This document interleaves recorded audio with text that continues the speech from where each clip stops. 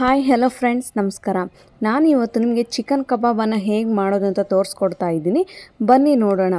ಹಾಗೂ ಯಾರೆಲ್ಲ ನನ್ನ ವೀಡಿಯೋನ ಹೊಸದಾಗಿ ನೋಡ್ತಿದ್ದೀರೋ ನನ್ನ ಚಾನಲ್ನ ಸಬ್ಸ್ಕ್ರೈಬ್ ಮಾಡ್ಕೊಳ್ಳಿ. ನೋಡಿ, ಈಗ ನಾನು ಒಂದು ಬೌಲ್ಗೆ 3/4 kg ಆಗೋಷ್ಟು ಚಿಕನನ್ನು ತೊಗೊಂಡಿದ್ದೀನಿ.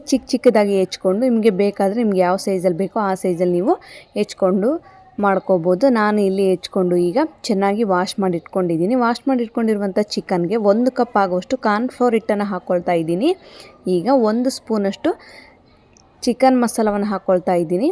ಹಾಗೂ 1.5 ಸ್ಪೂನಷ್ಟು ನಾನು ಇಲ್ಲಿ ಅಚ್ಚ ಖಾರದ ಪುಡಿಯನ್ನು ಹಾಕ್ಕೊಳ್ತಾ ಇದ್ದೀನಿ. ಯಾಕೆ ಅಂದರೆ ಇದು ಎಣ್ಣೆಯಲ್ಲಿ ಕರಿಯುವಾಗ ಖಾರ ಕಡಿಮೆ ಅನಿಸುತ್ತೆ. ಹಾಗಾಗಿ ನಾನು 1.5 ಸ್ಪೂನಷ್ಟು ಖಾರದ ಪೌಡರನ್ನು ಹಾಕ್ಕೊಂಡು, ರುಚಿಗೆ ತಕ್ಕಷ್ಟು ಉಪ್ಪನ್ನು ಹಾಕ್ಕೊಂಡು, ಸ್ವಲ್ಪ ಕಸ್ತೂರಿ ಮೆಂತ್ಯನ ಹಾಕ್ಕೊಳ್ತಾ ಇದ್ದೀನಿ. ಹಾಗೂ ಚಿಟಿಗೆಯಷ್ಟು ಅರಿಶಿನ ಪುಡಿಯನ್ನು ಹಾಕ್ಕೊಂಡು, ನೋಡಿ, ಈಗ 1 ಕಪ್ ಮೊಸರನ್ನು ತೊಗೊಂಡಿದ್ದೀನಿ. ಮೊಸರನ್ನು ಹಾಕೋದ್ರಿಂದ ಫ್ಲೇವರ್ ತುಂಬ ಚೆನ್ನಾಗಿ ಬರುತ್ತೆ. ಹಾಗೂ 1 ಮೊಟ್ಟೆಯನ್ನು ತೊಗೊಂಡಿದ್ದೀನಿ. ಮೊಟ್ಟೆ ಯಾಕಪ್ಪ ಅಂದರೆ ಕ್ರಿಸ್ಪಿಯಾಗಿ ನಿಮಗೆ ಗರಿಯಾಗಿ ಚಿಕನ್ ಕಬಾಬ್ ಬೇಕು ಅಂದರೆ ನೀವು ಮೊಟ್ಟೆ ಮಾತ್ರ ಮಿಸ್ ಮಾಡಲೇಬಾರ್ದು. ಮೊಟ್ಟೆ ಹಾಕೋದ್ರಿಂದ ತುಂಬ ಕ್ರಿಸ್ಪಿಯಾಗಿ ಸ್ಪೈಸಿಯಾಗಿ ನಿಮಗೆ ಚಿಕನ್ ಕಬಾಬ್ ಕೂಡ ರೆಡಿ ಆಗುತ್ತೆ. ನೋಡಿ, ಈಗ ಚೆನ್ನಾಗಿ ಮಿಕ್ಸ್ ಮಾಡ್ಕೊಳ್ತಾ ಇದ್ದೀನಿ. ಖಂಡಿತವಾಗ್ಲೂ ಈ ರೆಸಿಪಿಯಲ್ಲಿ ನೀವು ಮೊಸರು ಇಲ್ಲಾಂದ್ರೂ ಪರವಾಗಿಲ್ಲ, ಸ್ಕಿಪ್ ಮಾಡಿ. ಮೊಟ್ಟೆ ಮಾತ್ರ ಮಿಸ್ ಮಾಡದೆ ಹಾಕಿ ಒಂದು ಸಲ ಮಾಡಿ ನೋಡಿ.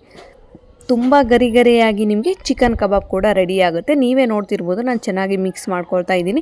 ನೀವು ಹೊರಗಡೆ ಹೋದಾಗ ಅಥವಾ ರೆಸ್ಟೋರೆಂಟ್ಗಳಲ್ಲೋ ಅಥವಾ ಡಾಬಾದಲ್ಲೋ ಈ ಥರದ ಚಿಕನ್ ಕಬಾಬನ್ನು ತಿಂದಿರ್ತೀರ. ಬಟ್ ಆದರೂ ನಿಮಗೆ ಮನೇಲಿ ಮಾಡೋಕ್ಕೆ ಹೋದರೆ ಆ ಥರ ಕ್ರಿಸ್ಪಿಯಾಗೂ ಸ್ಪೈಸಿ ಬರೋಲ್ಲ. ಅಂದರೆ ನಾನು ಹೇಳಿದ ಟಿಪ್ಸನ್ನು ನೀವು ಫಾಲೋ ಮಾಡಿ ತುಂಬ ಚೆನ್ನಾಗಿರುತ್ತೆ. ಸೇಮ್ ಟೇಸ್ಟ್ ಕೂಡ ರೆಸ್ಟೋರೆಂಟ್ ಸ್ಟೈಲ್ ಟೇಸ್ಟೇ ಕೂಡ ನಿಮಗೆ ಬರುತ್ತೆ. ಸೊ ಈಗ ನಾನು ಚೆನ್ನಾಗಿ ಮಿಕ್ಸ್ ಮಾಡ್ಕೊಂಡಿದ್ದೀನಿ, ನೀವೇ ನೋಡ್ಬೋದು. ನೋಡಿ, ಎಷ್ಟು ಚೆನ್ನಾಗಿ ಏನು ಹಿಟ್ಟಿಲ್ಲದಂತೆ ನೀವು ಚೆನ್ನಾಗಿ ಎಲ್ಲದನ್ನೂ ಕೂಡ ಈ ಥರ ಕಲಿಸ್ಕೋಬೇಕಾಗುತ್ತೆ. ಈಗ ನೀವು ಚಿಕನ್ನ ಎಷ್ಟು ಹೊತ್ತು ನೆನೆಯಲಿಕ್ಕೆ ಬಿಡ್ತೀರೋ ಅಷ್ಟು ಚೆನ್ನಾಗಿ, ಅಷ್ಟು ಕ್ರಿಸ್ಪಿಯಾಗಿ ನಿಮಗೆ ಕೂಡ ಚಿಕನ್ನು ಎಷ್ಟು ನೆನೆಯುತ್ತೋ ಅಷ್ಟು ಚೆನ್ನಾಗಿ ಕೂಡ ನಮಗೆ ಸ್ಪೈಸಿಯಾಗಿ ಚಿಕನ್ ಕಬಾಬ್ ರೆಡಿ ಆಗುತ್ತೆ. ನೀವು ನೋಡ್ತಿರ್ಬೋದು, ಎಲ್ಲದು ಹೊರಗಡೆ ಹೋದಾಗ ಎಗ್ ರೈಸ್ ಅಂಗಡಿಗಳಲ್ಲೋ ಅಥವಾ ಎಷ್ಟು ಚೆನ್ನಾಗಿರುತ್ತೆ ಅದು.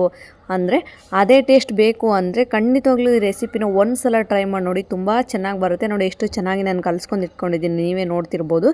ನಾನು ಇದನ್ನು 1.5 ಅವರ್ ಅಂದರೆ 1.5 ತಾಸನ್ನು ಇದನ್ನು ಚೆನ್ನಾಗಿ ನೆನೆ ಇಡ್ತಾ ಇದ್ದೀನಿ. ಈಗ ನೋಡಿ, ಪ್ಲೇಟನ್ನು 1.5 ತಾಸು ಆದಮೇಲೆ ಓಪನ್ ಮಾಡಿ ಇದಕ್ಕೆ ನಾನು ಸ್ವಲ್ಪ ಕಲರನ್ನು ಹಾಕ್ಕೊಳ್ತಾ ಇದ್ದೀನಿ. ನಿಮ್ಮ ಮನೆಯಲ್ಲಿ ಕಲರ್ ಇಲ್ಲ ಅಂದರೂ ಪರವಾಗಿಲ್ಲ, ನಡೆಯುತ್ತೆ.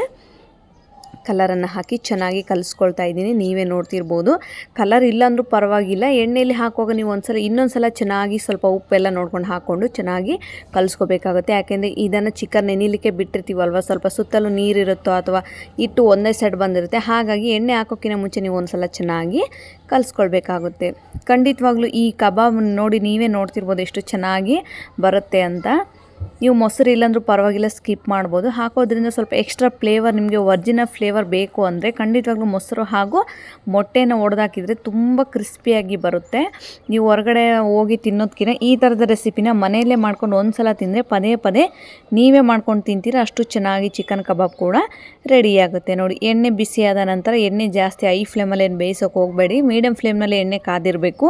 ಹೈ ಫ್ಲೇಮಲ್ಲಾದರೆ ಮೇಲ್ಗಡೆ ಕೋಟ್ ಮಾತ್ರ ನಿಮಗೆ ರೋಸ್ಟ್ ಆಗಿಬಿಡುತ್ತೆ, ಒಳಗಡೆ ಚಿಕನ್ ಮಾತ್ರ ಹಸಿ ಹಾಗೆ ಇರುತ್ತೆ. ಸೊ ಹಾಗಾಗಿ ನೀವು ಗ್ಯಾಸನ್ನು ಮೀಡಿಯಮ್ ಫ್ಲೇಮ್ನಲ್ಲಿ ಇಟ್ಕೊಂಡು ಎಣ್ಣೆ ಕೂಡ ಮೀಡಿಯಮ್ ಆಗಿ ಕಾಯಿಸ್ಕೊಂಡು ನೀವು ಚೆನ್ನಾಗಿ ಒಂದೊಂದೇ ಚಿಕನನ್ನು ಕಲಸಿಟ್ಕೊಂಡಿರುವಂಥ ಚಿಕನನ್ನು ಈಗ ನಾನು ಎಣ್ಣೆಯಲ್ಲಿ ಹಾಕ್ತಾಯಿದ್ದೀನಿ. ಗ್ಯಾಸನ್ನು ಮೀಡಿಯಮ್ ಫ್ಲೇಮ್ನಲ್ಲಿ ಇಟ್ಕೊಂಡು ನೀವು ಚೆನ್ನಾಗಿ ರೋಸ್ಟ್ ಮಾಡ್ಕೊಳ್ಬೇಕಾಗುತ್ತೆ. ನಿಮಗೆ ಆ್ಯಸ್ ಯು ಲೈಕ್, ನೀವು ಹೇಗಾದರೂ ಮಾಡ್ಕೊಳ್ಬೋದು. ನಿಮಗೆ ಫುಲ್ ರೋಸ್ಟ್ ಬೇಕು ಅಂದರೆ ನೀವು ಸ್ವಲ್ಪ ಗ್ಯಾಸನ್ನೆಲ್ಲ ಚಿಕನ್ ಹಾಕಿದ ನಂತರ ಒಂದು 2 ಮಿನಿಟ್ಸ್ ಬಿಟ್ಟು ಗ್ಯಾಸನ್ನು ಹೈ ಫ್ಲೇಮಲ್ಲಾದರೂ ಇಟ್ಕೋಬೋದು. ಬೇಡ ನಮಗೆ ಮೀಡಿಯಮ್ ರೋಸ್ಟರ್ ಇರಲಿ ಅಂದರೆ ಮೀಡಿಯಮಾಗಿ ಗ್ಯಾಸನ್ನು ಇಟ್ಕೊಂಡು ಮಾಡ್ಕೋಬೇಕಾಗುತ್ತೆ. ನೋಡಿ, ಕರಿಬೇವನ್ನು ಹಾಕೋದ್ರಿಂದ ನಿಮಗೆ ಎಕ್ಸ್ಟ್ರಾ ಫ್ಲೇವರ್ ಮಾತ್ರ ಸೂಪರಾಗಿ ಬರುತ್ತೆ. ಚಿಕನ್ ತಿನ್ನುವಾಗ ಕರಿಬೇವು ಬಂದರೆ ಅದು ಟೇಸ್ಟ್ ಮಾತ್ರ ಬೇರೆಯೇ ಥರ ಇರುತ್ತೆ. ಹಾಗಾಗಿ ನಾನು ಎಣ್ಣೆಯಲ್ಲಿ ಮಿಸ್ ಮಾಡದೆ ನೀವು ಹಸಿ ಕರಿಬೇವನ್ನು ಹಾಕಿ, ಒಣ ಕರಿಬೇವು ಹಾಕೋದಕ್ಕಿಂತ ಹಸಿ ಕರಿಬೇವನ್ನು ಹಾಕೋದ್ರಿಂದ ಟೇಸ್ಟ್ ಮಾತ್ರ ತುಂಬ ಚೆನ್ನಾಗಿ ಬರುತ್ತೆ. ಹಾಗಾಗಿ ನಾನು ಹಸಿ ಕರಿಬೇವನ್ನು ಸ್ವಲ್ಪ 1 ಹಿಡಿಯಷ್ಟು ಕರಿಬೇವನ್ನು ಹಾಕ್ತಾಯಿದ್ದೀನಿ. ಹಾಗೂ ಚಿಕನನ್ನು ಚೆನ್ನಾಗಿ ತಿರುಗಿಸ್ತಾ ಇದ್ದೀನಿ, ನೀವೇ ನೋಡ್ತಿರ್ಬೋದು. ಇಲ್ಲಾಂದರೆ ಒಂದೇ ಸೈಡ್ ಬೆಂದೋಗಿಬಿಡುತ್ತೆ. ಚೆನ್ನಾಗಿ 2 ನಿಮಿಷಕ್ಕೊಂದ್ಸಲ ನೀವು ಗ್ಯಾಸನ್ನು ಮೀಡಿಯಮ್ ಫ್ಲೇಮಲ್ಲಿ ಇಟ್ಕೊಂಡು ಈ ಥರ ನೀವು ಚೆನ್ನಾಗಿ ಮಾಡಬೇಕಾಗುತ್ತೆ, ತಿರುಗಿಸ್ಬೇಕಾಗುತ್ತೆ, ನೀವೇ ನೋಡ್ತಿರ್ಬೋದು. ನೋಡಿ ಕೆಲವರು ಚಿಕನ್ ಕಬಾಬ್ಗೆ ಎಲ್ಲದನ್ನೂ ಹಾಕಿ ಅರ್ಶಿಣ ಪುಡಿಯನ್ನು ಹಾಕಿ ಖಾರ ಪುಡಿ ಹಾಕದೇನೆ ಬರೀ ಕೊತ್ತಂಬರಿ ಹಸಿಮೆಣಸಿನ್ಕಾಯಿ ಹಾಕಿ ಗ್ರೀನ್ ಚಿಕನ್ ಕಬಾಬ್ ಮಾಡ್ತಾರೆ. ಅದು ಕೂಡ ತುಂಬ ಚೆನ್ನಾಗಿ ಬರುತ್ತೆ. ನಾನು ನೆಕ್ಸ್ಟ್ ವೀಡಿಯೋದಲ್ಲಿ ನಿಮಗೆ ಗ್ರೀನ್ ಚಿಕನ್ ಕಬಾಬನ್ನು ಹೇಗೆ ಮಾಡೋದು ಅಂತ ಒಂದು ಸಲ ಮಾಡಿ ತೋರಿಸ್ತೀನಿ. ಅದು ಕೂಡ ತುಂಬ ಚೆನ್ನಾಗಿ ಬರುತ್ತೆ. ಈ ರೆಸಿಪಿನ ನೀವು ಒಂದು ಸಲ ಮಾಡಿಲ್ಲ ಅಂದರೆ ಟ್ರೈ ಮಾಡಿ ನೋಡಿ, ತುಂಬ ಚೆನ್ನಾಗಿ ಬರುತ್ತೆ. ನೋಡಿ, ಯಾರೆಲ್ಲ ನನ್ನ ಚಾನಲ್ನ ಹೊಸದಾಗಿ ನೋಡ್ತಿದ್ರು ನನ್ನ ಚಾನಲ್ಗೆ ಲೈಕ್ ಮಾಡಿ, ಶೇರ್ ಮಾಡಿ ಹಾಗೂ ಸಬ್ಸ್ಕ್ರೈಬ್ ಮಾಡ್ಕೊಳ್ಳೋದನ್ನು ಮಾತ್ರ ಮರಿಬೇಡಿ.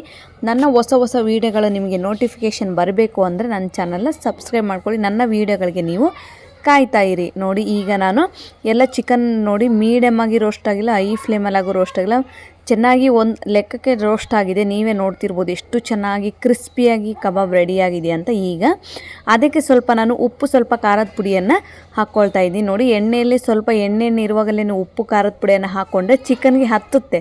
ನೀವು ಆಮೇಲೆ ಪ್ಲೇಟಿಗೆ ಆರಿದ್ಮೇಲೆ ಹಾಕ್ಕೊಳ್ಳೋದ್ರಿಂದ ಅದು ಮೇಲ್ಮೇಲೆ ಮಾತ್ರ ಇರುತ್ತೆ, ಹತ್ತೋದಿಲ್ಲ, ತಟ್ಟೆಗೆಲ್ಲ ಬಿದ್ದುಬಿಡುತ್ತೆ. ಹಾಗಾಗಿ ನಾನು ಚಿಕನ್ನ ಸ್ವಲ್ಪ ಎಣ್ಣೆಯಲ್ಲಿ ಬಿಸಿಯಾಗಿರುವಾಗಲೇ ಉಪ್ಪು ಖಾರವನ್ನು ಹಾಕಿದ್ದೀನಿ. ನೋಡಿ, ಈ ವಿಡಿಯೋ ಇಷ್ಟ ಆಗಿದೆ ಲೈಕ್ ಮಾಡಿ, ಶೇರ್ ಮಾಡಿ. Thank you.